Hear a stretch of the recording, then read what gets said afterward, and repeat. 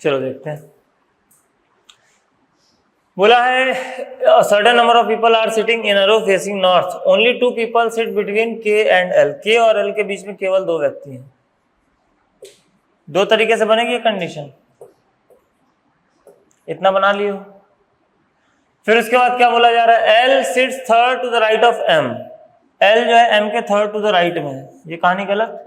यहाँ पर 2 व्यक्ति होंगे, यहाँ पर कौन होगा, एम होगा, तब उसके थर्ड टू द राइट में होगा। बोले इतनी बात क्लियर है। एम के दाईं ओर तीसरे स्थान पर कौन होगा, एल होगा। फिर इसके बाद क्या बोला है, only 3 people sit between I and J. तो कहीं पर लिख लो भैया आई और जे के बीच में केवल 3 लोग हैं, इसमें अभी इसको घुसाने की जरूरत नहीं है, ठीक है। आई उधर हो सकता है, जे इधर हो सकता है। फिर बोला I sits to the immediate right of K. के इमीडिएट राइट में कौन है, आई है।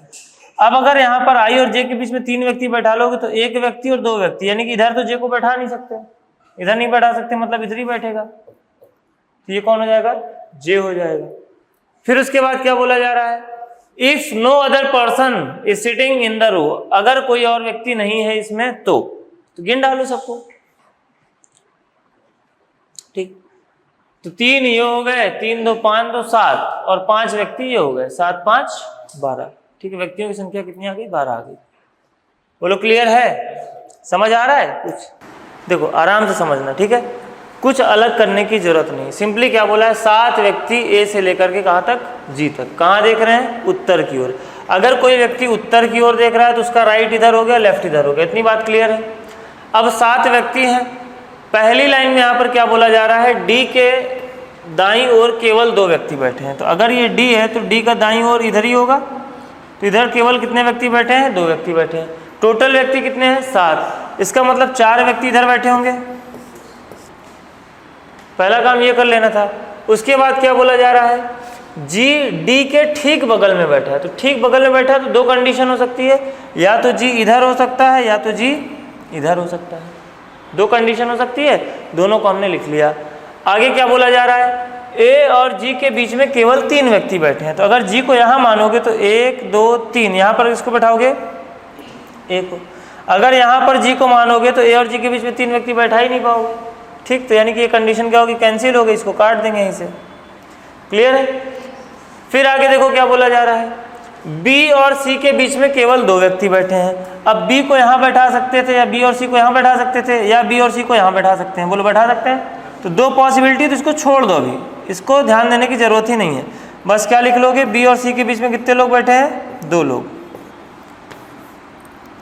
बी और सी के बीच में कितने लोग बैठे हैं, क्या लिखा हूँ, बी और सी के बीच में कितने लोग बैठे हैं, 2 लोग।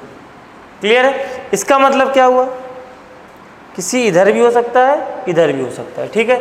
अब आगे बोला जा रहा है ई सी के ठीक बगल में नहीं है।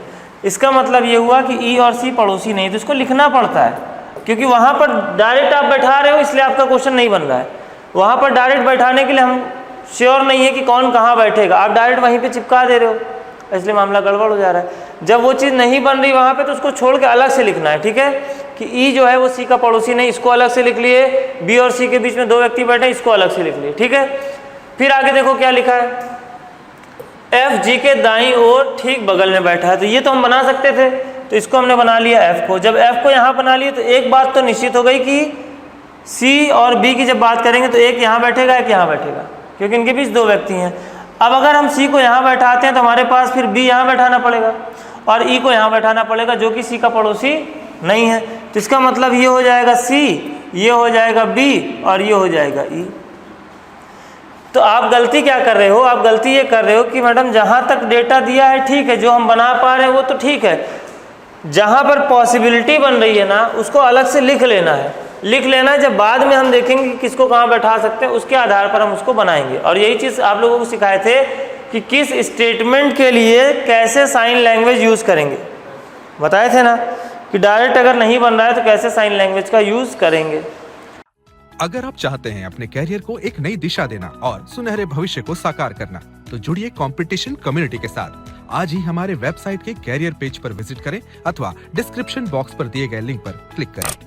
हमेशा आपके साथ टीम कोको।